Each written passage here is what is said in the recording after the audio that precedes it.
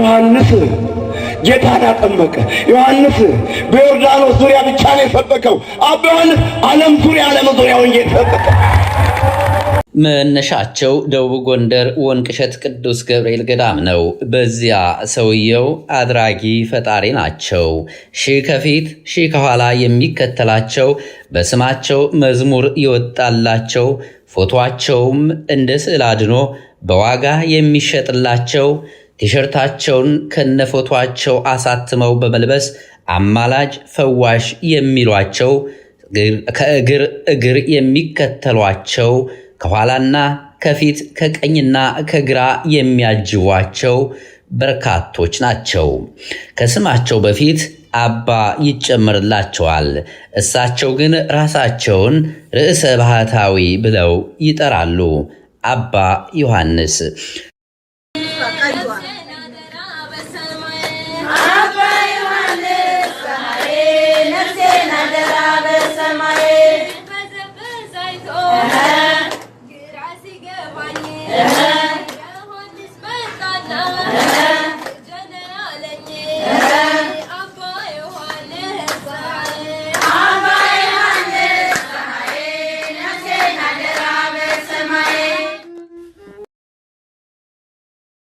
ሰውየው ውዝግብ የማያጣቸው፣ ለሥርዓትም ሆነ ለቀኖና ብዙም ደንታ የሌላቸው፣ ግን ደግሞ ገዳም የሚያስተዳድሩ የገዳም አለቃ ናቸው። በዛ ላይ ባህታዊ ነኝም ይላሉ። ሐዋርያው አባ ዮሐንስ ጌታን አጠመቀ። ዮሐንስ በዮርዳኖስ ዙሪያ ብቻ ነው የሰበከው። አባ ዮሐንስ ዓለም ዙሪያ ወንጌል ሰበከ። አባ ዮሐንስ በብዙዎች ዘንድ የሚታወቁት ጸጉራቸውን ነስንሰው መቋሚያቸውን ወዝውዘው እንዲያም ሲል መቁጠሪያቸውን አራግፈው በየቀኑ አጋንንት አስወጣለሁ ሲሉ ነው።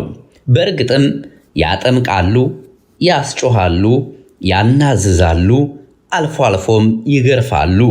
ይህንንም ቀርጸው እዩልኝ ስሙልኝ ብለው በኢንተርኔት ለአደባባይ ይለቃሉ። በዚህ ስራቸውም ዝናም ብርም አግኝተውበታል። አባ ዮሐንስ ለዘመናት በወንቅሸት እንዲህ ሲያደርጉ ኑረዋል። ከቅርብ ጊዜ ወዲህ ደግሞ እሳቸው እንደሚሉት ዓለም አቀፋዊ ፈዋሽና አጥማቂ ሆነው ባህር ማዶ ተሻግረዋል። መዳረሻቸውንም አሜሪካ ደንቨር አድርገዋል። አንድ እግራቸው ወንቅሸት ሆኖ ሌላኛው እግራቸው ደግሞ አሜሪካ እንዲሆን የፈለጉት ባህታዊ ነኝ ባዩ አባ ዮሐንስ ወደ አሜሪካ ሲያቀኑ የወንቅሸቱ አገልግሎትም አልተቋረጠም። በኢንተርኔት እያስተላለፉ ግን ደግሞ ለተከታዮቻቸው እግሬ ወንዝ ቢሻገርም መንፈሴ ከናንተ ጋር ነውና አብሬያችሁ እንዳለው ይሰማችሁ በማለት ያኑ የተለመደውን አጋንንቱን የማስለፍለፍ ስራቸውን ይከውናሉ። ለመሆኑ አባ ዮሐንስን የወንቅሸቱን አለቃ አሜሪካ ምን እግር ጣላቸው? ተከታዩ ዝግጅታችን በዝርዝር ይዳስሰዋል።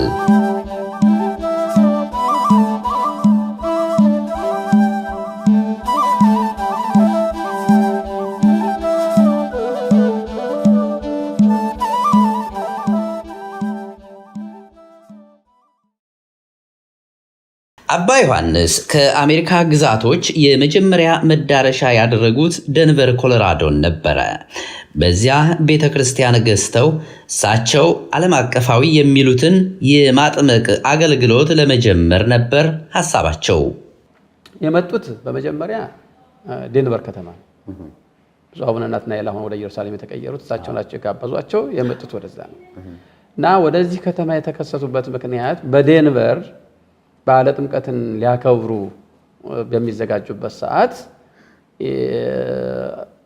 አካባቢው አድባራት አስተዳዳሪዎቹም ካህናቱም አይ እኒህ ሰውዬ በበዓለ ጥምቀት የሚገኙ ከሆነ እኛ በዓለ ጥምቀትን አንድ ላይ አናከብርም ብለው አቋም ያዙ። ስለዚህ ለሊቀ ጳጳሱ ይህንን ሲያሳውቁ የግድ እኒህ ሰውዬ ከዛ ቦታ መወገድ ነበረባቸው። በደንቨር በለስ ያልቀናቸው አባ ዮሐንስ ፕላን ቢ ብለው ወደ ያዙት ወደ ዳላስ ቴክሳስ አቀኑ። እንዳሰቡትም በዳላስ ብዙ ነገሮች አልጋ ባልጋ ሆነላቸው። ከሊቀ ጳጳሱ እስከ ሀገረ ስብከቱ ስራ አስኪያጅ እንዲሁም የተወሰኑ አብያተ ክርስቲያናትም ጭምር በደስታ ተቀበሏቸው። በዓለ ጥምቀት ላይ ተገኙ። እንደው ለአክብሮት ለመስጠትም ለማስተዋወቅም ተሞከረ። እኔ ግን ያን ጊዜም ቢሆን አይ በዓላችን በስነ ስርዓት እናክብርበት፣ ይሰውዬ መጥተው በዓላችን ሊበጠብጡ አይገባም የሚል ያን ጊዜም ጭምር ድምፅ አሰምቻለሁ፣ ሊቀ ጳጳሱም ጭምር ማለት ነው። ምክንያቱም ይሄ ከተማ የተከበረ ከተማ ነው፣ ብዙ ሊቃውንት ያሉበት ከተማ ነው። ብፁዕ አባታችን እርስዎም ከሊቃውንት አንዱ ነዎት። በጣም በሊቅነትዎት እናምናለን፣ በአባትነቱ እናምናለን። እንዲህ አይነት የተልከሰከሰ ስራ ግን ለዚህ ከተማ አይመጥንም። ስለዚህ እኒህ ሰውዬ በበዓላችን ሊገኙ አይገባም የሚል ያን ጊዜ በዋዜማው አሰማን። ደግነቱ በማግስቱ አልመጡም። በእጇቸው የያዟቸው መነሻቸው ከጠቅላይ ቤተ ክህነት የሆነው ደብዳቤዎች በዳላስ ያሰቡትን ለማሳካት መንገድ ከፍቶላቸዋል። ቤተ ክርስቲያን ገዙ፣ የተንጣለለ መኖሪያ ቤትም በእጃቸው አስገቡ። ይህን በዳላስ ከተማ የገዙትን የማጥመቂያና የመፈወሻ ቤተ ክርስቲያንም አስመርቀው አገልግሎት ለማስጀመር ቀን ቆርጠው ተጋባዥ እንግዶችን ከኢትዮጵያ እስከ አሜሪካ ከጳጳስ እስከ ዘማሪ ጠርተው ይፋ አደረጉ። በዚህ ጊዜ ነው እንግዲህ ስርዓተ ቤተ ክርስቲያን ተጥሷል፣ አርአያ ክህነት ተነክቷል ያሉ የዳላስና አካባቢው አብያተ ክርስቲያናት ካህናትና ምዕመናን ወደ አደባባይ የወጡት። አየን ቤታቸውንም ንብረታቸውንም። እሳቸው ሀብታም ነጋዴ ናቸው፣ ይችላል፣ መብታቸው ነው። የሚያደርጉትን ነገር እኔ አንድ ዩቱብ ላይ አይቻለሁ። አንድ ጊዜ ሰዎቹን እንደ ምስክር ሲያናግሩ በማየት ተክለ ሃይማኖት ስንት ዓመት ተጋደለ አሉ። 7 ዓመት በአንድ እግራቸው ቆመ አሉ። እሺ ሌላ ዓመትስ 5 ዓመት ተጋደሉ። ጠቅላላ ስንት ዓመት? 12 ዓመት አሉ። ዮሐንስ ስንት ዓመት ተጋደሉ አሉ? 30 ዓመት አሉ። ታዲያ ዮሐንስ ነው ወይስ ተክልዬ ናቸው የሚበልጡት አሉ? ማን ነው የሚበልጡት ማለት ነው? ስለዚህ እኛም ቁጭ ብለን አሁን ዮሐንስ ነው የሚበልጠው ልንል ነው? ይህንን ማስተዋል አለብን። ሃይማኖት ስለሆነ የያዝነው እሽሩሩ ማለት የለብንም። ክብር ብዬ ነው እንደዚህ ብዬ የምጠራቸው። በስሙ ታቦትን የሚያስቀርጹ የዛሬ 8 ዓመት ቪዲዮ ሰው እይ ብሎኝ ሳይ አንድ አጋንንት ሲያወጡ እመቤቴ በጸሎቷ ታቃጥለኝ፣ ቅዱስ ሚካኤል በሰይፉ ይቆራርጠኝ፣ ገብርኤል ያቃጥለኝ እያለ ሲጮህ ሸኘኝ ሸኘኝ ሲል አይ አትሸኝም ይቀርሃል ይሉታል። እኔ ትክ ብዬ ያለውኝ ቴሌቪዥኑን። ከዛ እባክህ አቃጠልከኝ ሸኘኝ ሲሉ ይቀርሃል እያሉ እንደዚህ ያረጉታል። ከዛ አባ ዮሐንስ ወደ ሲኦል ይክተተኝ ሲል አሁን ተሸኝተሃል ሲሉ ወዲያውኑ ነው ቴሌቪዥኔን ያጠፋሁት። እግዚአብሔር ምስክሬ ነው። ከዋሻውኝ ይኸው ቅዱስ ሚካኤል ልሳኔን ይዝጋው። ጨምሩልኝ እፈልጋለሁ። ሁለተኛ በሀገረ ስብከታችን ላይ ያለው ይሄ አሻጥር ልበለው ይቅርታ ስለ ቃሉ የሚፈጸመው በአንድ ዲክታተር እንደሆነ በግልጽ ይታያል።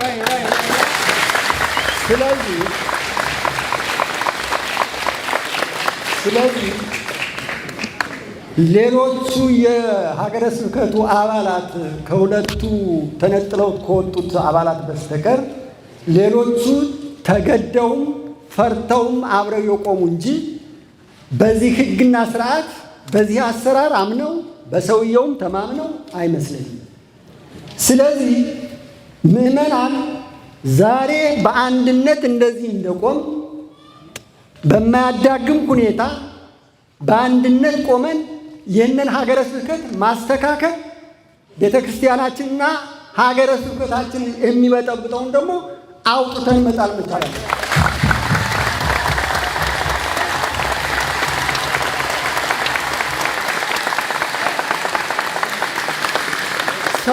ዛሬ ላይ እንደዚህ ተሰብስበናል። ግንዛቤ መስጫት ነው ተብሏል። በእርግጥ ሁሉም ሰው አዌር የሆነ ይመስለኛል። በጥሩ መንፈስም ተነሳስተናል።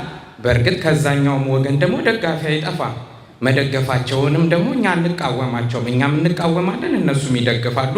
አብረን እንሄዳለን። እኛ እንዳንተኛ ያነቁናል። ግን ይሄ ነገር ማብቂያው እዚህ ጋር አባቶቻችን የሰበሰባችሁን እስከምን ድረስ ነው የምንሄደው? ከዚህ በኋላ ሂደቱ ምንድን ነው የሚለውን ነገር እንደምታስቀምጡት አምናለሁኝ። ይህንን ነገር ግን እስከ መጨረሻው ድረስ ሆነን እኛ ወጣቶችም የምንታገለው ይሆናል። ካህናቱ ስርዓቱን እየጠቀሱ ምዕመናኑ ትምህርቱን እያወሱ ድርጊቱን አግባብ አለመሆኑን አወገዙ። ጸጉራቸውን ይላጩ ይላል፣ ሴቶች ደግሞ ያሳድጉ ነው የሚለው። ስለዚህ ወጣቶች ልጆች ጸጉራቸውን አሳድገው ቢመጡ ተላጮ ነው ምለው እኔ። በሌላ በኩል ግን አሁን እኒህ ሰው ምንም ያደርጉ ምንም እንግዲህ ጸጉራቸው ትልቁ ነው የምናየው። የራሳቸው የሚሆን አይሆን እሱን እሳቸውና እግዚአብሔር ነው የሚያውቁት። እሳቸው ፈቃድ ከተሰጡ መድረኩ ከተሰጣቸው የኛ ትምህርት ወይም ደግሞ መጽሐፍ ቅዱስ የሚለውም ተሳሳተ ማለት ነው፣ ትክክል አይደለም ማለት ነው። አንዱ ትልቁ ቻለንጅ ለኛ ይሄ ነው። በሌላ በኩል ቅድም እንደጠቀስኩት ሰው መነገድ መብቱ ነው፣ ይችላል። ነግዶ አትርፎ የደከመበትን የወጣበትን ማግኘት ካገኘው አስራት ለእግዚአብሔር እየሰጠ መነገድ ምንም ስህተት ነው አይባልም፣ ትክክለኛ ነው። ሰው ነግዶ መኖር አለበት፣ አርሶ መኖር አለበት፣ አስተምሮ መኖር አለበት። ግን ባህታዊ ነኝ ካለ ለእግዚአብሔር የተለየ ነው። ከእግዚአብሔር ጋር የሚኖረው ግንኙነት አሁንም ለእኛ ትልቅ ፈተና ሆኗል። እኔ አላየውም፣ ግን አሁን ሚዲያ ላይ የምንሰማው በብዙ ብር ቤት እንደገዙ የሚኖሩበት እንደገና ደግሞ እግዚአብሔርን የሚገለገልበት ቤት እንደገዙ ነው። በዶላር አንድ ሰው ሊሰጣቸው ይችላል የገዙበትን። ግን የብህቱና ዓላማው ይሄ ነው ወይ ነው? ለእኔ ለራሴ እኔ የሚገባኝ በዚህ መልኩ ትልቅ ቻለንጅ ነው የገጠመን። ለምን ብትለኝ በዚህ የሚመለከታቸው ስላሉ ማለት ነው። የወንጌል መምህራን አሉ፣ ብፁዓን አባቶች አሉ፣ በቂ መልስ አላቸው ለዚህ። እኔ ደግሞ እነሱ ያስተማሩኝን ይዤ ማለት ነው፣ መምህራን ያስተማሩኝን ይዤ፣ ጳጳሳቱ ያስተማሩኝን ይዤ በገባይ መልኩ ስመለከተው በዚህ አይነት መልኩ ነው ወይ አንድ ርዕሰ ባህታዊ የሚገለጸው ነው። እና ስለዚህ ነው ዘመድ የለውም፣ ከመነኮሰው በኋላ ዘመድ የለውም፣ ንብረት የለውም። መነኩሴዎች አሉ፣ ከዛ ደግሞ መናንያን አሉ፣ ባህታውያን። የመነኩሴው ከህዝብ ላይርቅ ይችላል። በህዝብ መሀል ሆኖ መንኩሶ ያው በጸሎትም ራሱን ተገድቦ ከዓለማዊ ጉዳይ ራሱን ገድቦ ሊኖር ይችላል። ከህዝብ ራቅ አይባልም። መናንያን ሲባል ግን ባህታዊ ሲባል ግን ብቸኝነት ነው፣ በበረሃ ነው። እንግዲህ የምናውቀው ይሄ ነው። እንግዲህ ቀኖና ነው ተብሎ ተቀይሮ ካልሆነ ቀኖና ይስተካከላል፣ ምንም ችግር የለውም። ንብረትም ሊያፈራ ይችላል፣ ትዳርም ሊመሰርት ይችላል። ቀኖና ነው ከተባለ እዛ ጣጣ ውስጥ አልገባም። ምክንያቱም አንድ ሰው ሲመነኩስ ዓለምን ንቆ ነው። እንደገና ዓለም ከናፈቀችው ውሻ ወደ ትፋቱ እንደሚሄድ ነው። እና በአጠቃላይ መጀመሪያ እኒህ አባት በጎጃም በጢስ አባይ አካባቢ የሚያገለግሉ መሆናቸውን ሰምቻለሁ። እዛ እያገለገሉ ከሆነ ምን ወደዚህ የሚያስመጣ ነገር አጋጠመ? ምን ከዛ እዛ ያለው ህዝብ እንዴት ይሁን? እዛ ያለው አገልግሎት እንዴት ይሁን? ለዚህ ለእኛ ታዝኖ ነው ሲባል ትንሽ ይቸግራል። ይህን ሁሉ ኪሎ ሜትር አቋርጦ የሚመጣው በአጠቃላይ ማለት ነው፣ እሳቸው ብቻ ሳይሆኑ በአጠቃላይ መንፈሱ ገንዘብ መውደድ ነው። እግዚአብሔርን ሳይሆን ገንዘብን። እና ገንዘብ ደግሞ የሚወድ ሰው የእግዚአብሔር አገልጋይ መሆን አይችልም። ከሀገረ ስብከቱ ጋር ከወረዳው ቤተ ክህነት ጋር ትልቅ ጸብ ያላቸውና ለቤተ ክርስቲያን የማይገዙ ሰው መሆናቸውን በሚዲያም በማስረጃም ሰምተናል።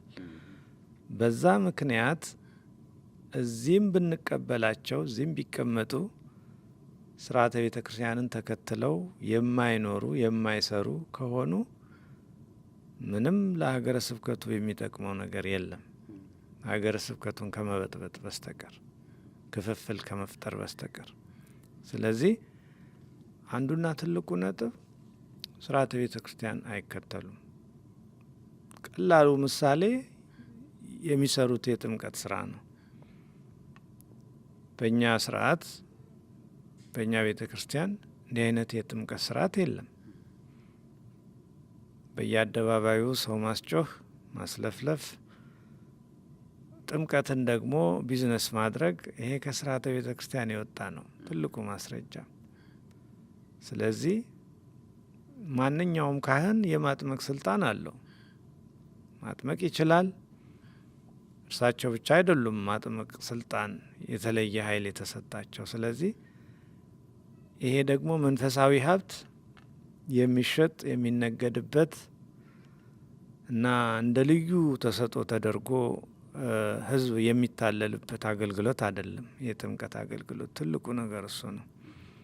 ስለዚህ እሳቸው ብቻም ሳይሆኑ ያው በዘመናችን አሁን የምናያቸው አጥማቂዎች በሙሉ የእግዚአብሔርን አገልግሎት ጸጋ ያው መነገጃ ሆኗል።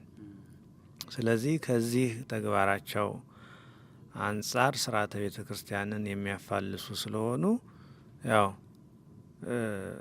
እንቃወማለን፣ ተቃውመናል። ምንም አርአያነት የለውም ማለት ነው። ይሄ እንግዲህ አንዱ ምሳሌ ነው። አንድ ባህታዊ ባህተወ እንግዲህ ብቻውን የመኖር ነው። ብህትውና ብቻ የመኖር ነው።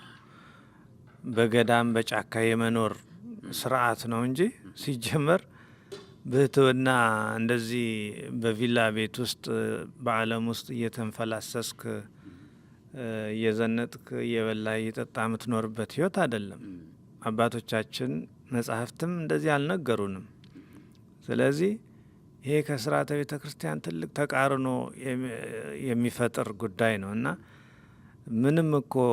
ምንም ይሄ በቃ የታወቀ ነገር ነው። እንደው ህሊና ያለው ሰው ራሱ የሚመልሰው ጉዳይ ነው። ዛሬ ይሄ ሁሉ ገንዘብ ከየት መጣ? እንግዲህ ፕሮፌሽናል ስራ የላቸውም እኚህ ሰው፣ ወይም ደግሞ ነጋዴም አይደሉም እናውቃለን። ስለዚህ ዞሮ ዞሮ ከየት መጣ? የቤተ ክርስቲያን ብር ነው ዞሮ ዞሮ ወደዚህ የፈሰሰው የምእመናን ገንዘብ ነው እና እኔ እንጃ ይሄ ከባድ ነገር ነው በእውነት። ለሌሎቹ ምንድን ነው አርአያነቱ? እኛውን ትልቁ የምንቃወም ነገር ይሄ ሁሉ ተግባር አርአያነቱ ምንድን ነው ለወደፊቱ? ወንጌሉ ዓለምን እንድንንቅ ገንዘብና እግዚአብሔርን በአንድ ጊዜ መውደድ እንደማንችል ነው የሚናገረው። ስለዚህ አሁን ደግሞ የምናየው ነገር ደግሞ ገንዘቡም አይቅርብኝ፣ መንፈሳዊነቱም አይቅርብኝ፣ ይሄ አይሆንም እና በእነዚህ ጉዳዮች ያው አርአያነት ስለሌለው በአጠቃላይ በከተማችን ላይ እሳቸው ምንም አድቫንቴጅ የለውም የእሳቸው እዚህ መምጣት በሀገረ ስብከቱ ላይ። የዳላስና አካባቢው ካህናትና ምዕመናን በተባበረ ድምፅ አንድ ሆነው ባሰሙት ተቃውሞ የተነሳም ቀደም ሲል ለባህታዊው ሕገ ወጥ ድርጊት አረንጓዴ መብራት አሳይተው የነበሩት የሀገረ ስብከቱ ሊቀ ጳጳስና ስራ አስኪያጁን ጨምሮ ሌሎች የሀገረ ስብከቱ ኃላፊዎች ነገሩን መለስ ብለው ለማየት ተገደዱ። ከብዙ ድካም በኋላም በዳላስ አገልግሎት እንዲሰጡ የተቸራቸው ፍቃድ በይፋ ታገደ። የቤተ ክርስቲያን ምርቃቱም ሆነ ሌሎች ሽር ጉዶች ባሉበት ቆሙ። በዳላስና አካባቢው አንዣቦ የነበረው የመለያየትና የስጋት ደመናም ብዙም ሳይቆይ ተገፈፈ። ለስርዓተ ቤተ ክርስቲያን ብሎም ለትውልድ ስነ ምግባር መቃናት የቀኑ የምዕመናንና ካህናት መብከንከንም አረፈ። አባ ዮሐንስ ግን አላረፉም። ፕላን ሲ ብለው ወደ ያዙት ካሊፎርኒያና አካባቢው ሀገረ ስብከት አቀኑ። በዛ ሳክራሜንቶ በተባለ አካባቢም ይህንኑ እንቅስቃሴያቸውን ቀጥለው ቤትም ገዝተው አገልግሎት ጀምራለሁ አሉ። ይሁን እንጂ በዛም ቢሆን እንዴት ተብሎ የሚል አልጠፋም። ነገሩ ሰፍቶና ከሮ እንደ ዳላሶች ብዙ ጊዜና ጉልበት ሳይጠይቀን ሰውየው እንቅስቃሴያቸውን በአስቸኳይ ያቆሙ የሚሉ ድምጾችም ከሳክራሜንቶ አካባቢ እየተሰሙ ነው። የካሊፎርኒያና አካባቢው ሀገረ ስብከት ኃላፊዎችና ምዕመናንም እርምጃ ይወስዳሉ ብለን እንጠብቃለን። አባ ዮሐንስ ቀጣይ ማረፊያቸውን የት ያደርጋሉ? እሳቸውና መሰል ሐሰተኛ አጥማቂዎችና ባህታውያን ነን ባዮች የአሜሪካ አብያተ ክርስቲያናትን አገልግሎት እንቅልፍ መንሳታቸው እስከ መቼ ይቀጥላል? የሚሉት ጥያቄዎች ግን እስካሁን መልስ አላገኙም። በዚህ ከተማ ያሉ ምዕመናን እጅግ በጣም ሐዘን ላይ ናቸው። ምክንያቱም የሚመጣውን ችግር ቀድመው ተረድተውታል። እኔ ተደጋጋሚ ያነሳለሁ፣ ጸጉር ማሳደግ በዚህ ሀገር በጣም አንዱ ትልቁ የቤተክርስቲያን ፈተና ነው፣ የወላጅም ፈተና ነው። ስለዚህ ልጆችን በማባበልም በመቆጣትም ተምኡ የተአበሱ እንዳለው ቅዱስ ዳዊት ጨርሰው ደግሞ ብን ብለው ከቤተክርስቲያን እንዳይጠፉ በማባበል ሕጉን ደግሞ እንዲያከብሩ በመንገር ልጆቻችንን በዚህ መልኩ ነው የምንገኘው። እግዚአብሔር ያሳያችሁ። እነዚህ ልጆች የራሳቸውን ጸጉር አሳደጋችሁ ብለን እየተቆጣናቸው ዲያቆናቱን እንደዚህ ካልተቆረጥክ አትቀድስም እያልናቸው ለአንድ ትልቅ አገልግሎት ያውም የራሱ ያልሆነ ጸጉር ነው። በዚህ ላይ በእውነት ነገራችን ላይ እነሱ እንደሚሉት አይደለም። ይህን ጸጉር የሚቀይር ራሱን የቻለ ግሩፕ እንዳለ ይነገራል። 2-3 ሴቶች አሉ ጸጉር በስነ ስርዓት የሚያስተካክሉና ይሄ የሚታወቅ ነገር ነው። በገዳማቸውም እያሉ የሚታወቅ ነገር ነው። እና ይህንን ይዞ የቤተክርስቲያን መሪ ነው አስተዳዳሪ ነው ከተባለ በኋላ እነዛን ህፃናት ዲያቆናት አንተ ጸጉርህን አታሳድግም ይቻላል? አይቻልም። ፍትሃዊነትም አይደለም፣ ምንድነው ራያነታል ሊሆን አይችልም። ስለዚህ አሁን በከተማችን ላሉ ልጆቻችን አደጋ የተደቀነ አደጋ ስለሆነ እንደ ከተማ አብዛኛው በሐዘን ላይ ነው፣ በለቅሶ ላይ ነው። እቺ ቤተክርስቲያን ወዴት ነው እየሄደች ያለችው? ልጆቻችን ታተርፍልናል ብለን ተስፋ ስናደርጋት እንደገና ልጆቻችንን ወደ ስህተት የሚመራ ስራ እየሰራች በመሆኗ በጣም እያዘኑ ነው የሚገኙት። እናንተም እያንዳንዳቸውን አግኝታችሁ ልታነጋግሯቸው ትችሉ ይሆናል።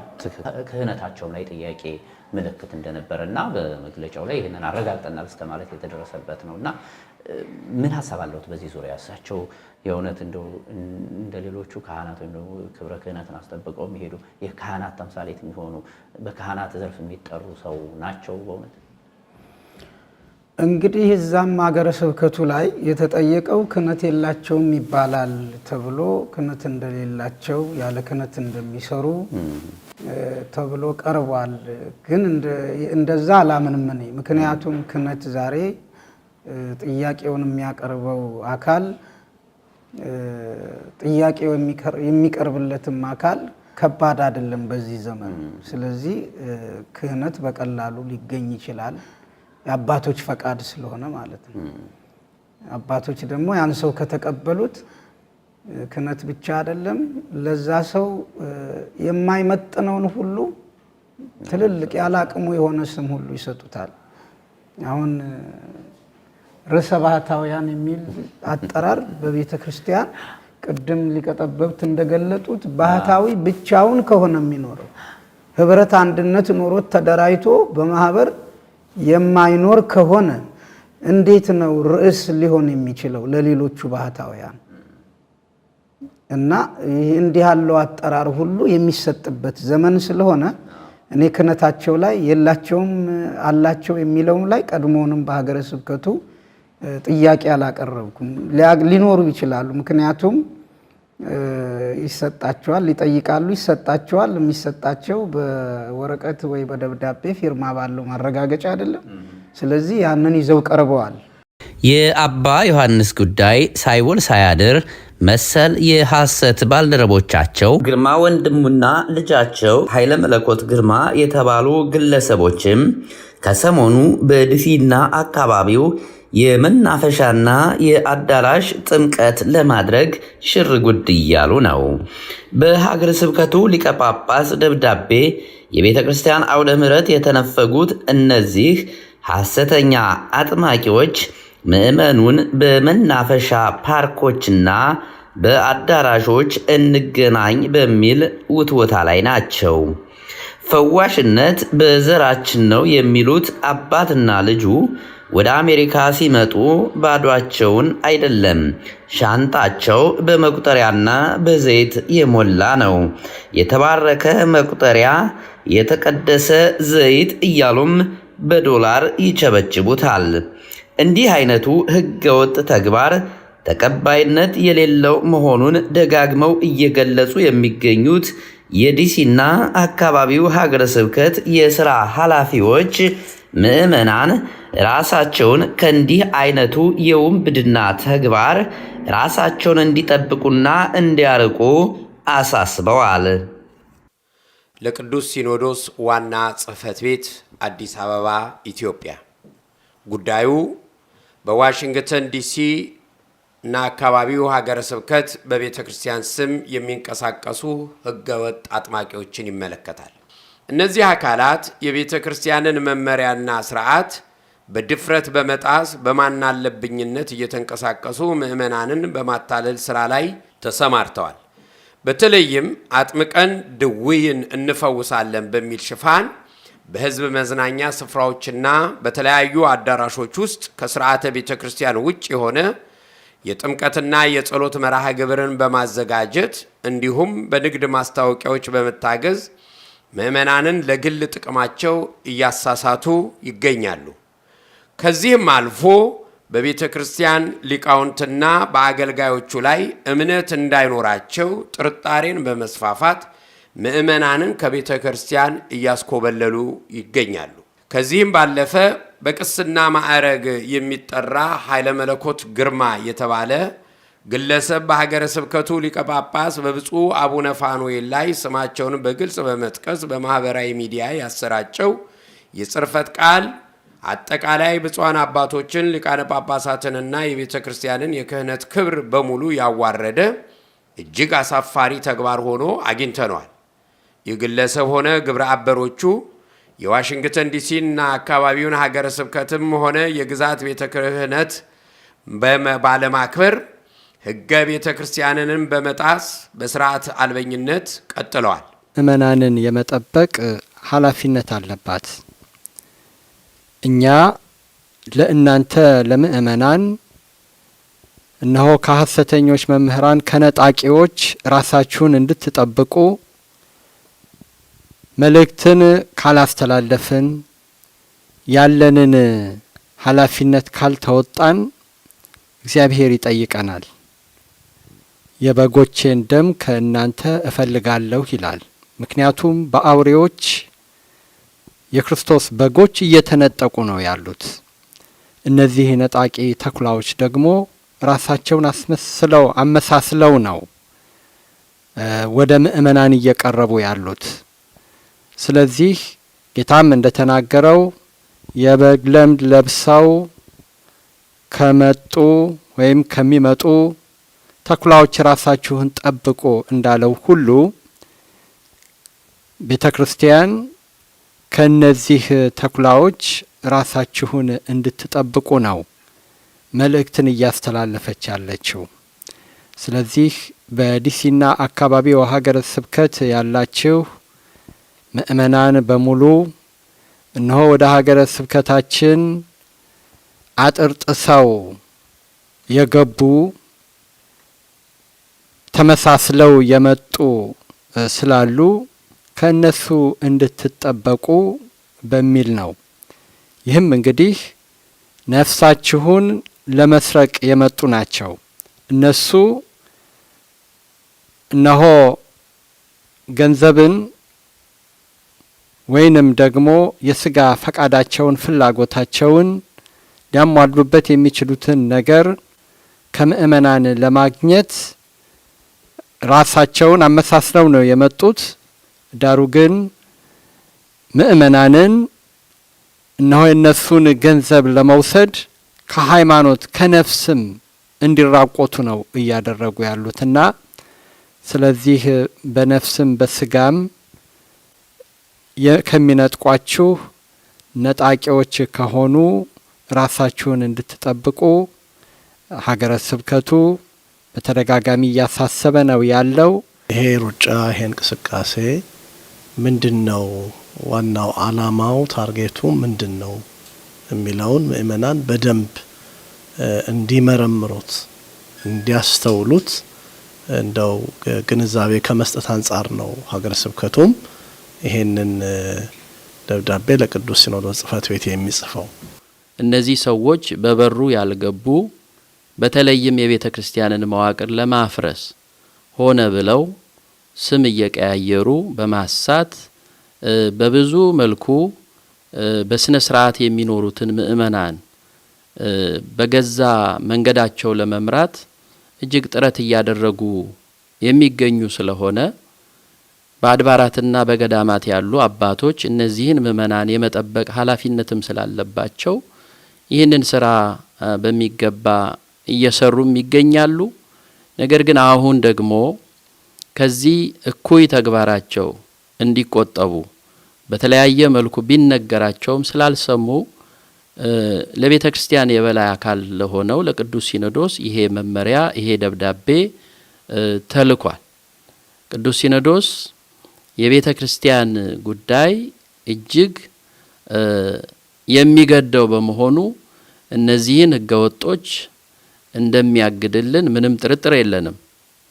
ነገር ግን እስከዛ ድረስ ሁላችንም በተለይም አባቶች ትልቅ ኃላፊነት ስላለን እያንዳንዳችን እነዚህን ህገወጦች ህገወጥ እንደሆኑና በበሩ እንዳልመጡ አውቀን ልንጠብቅ ልንጠነቀቅ ይገባል።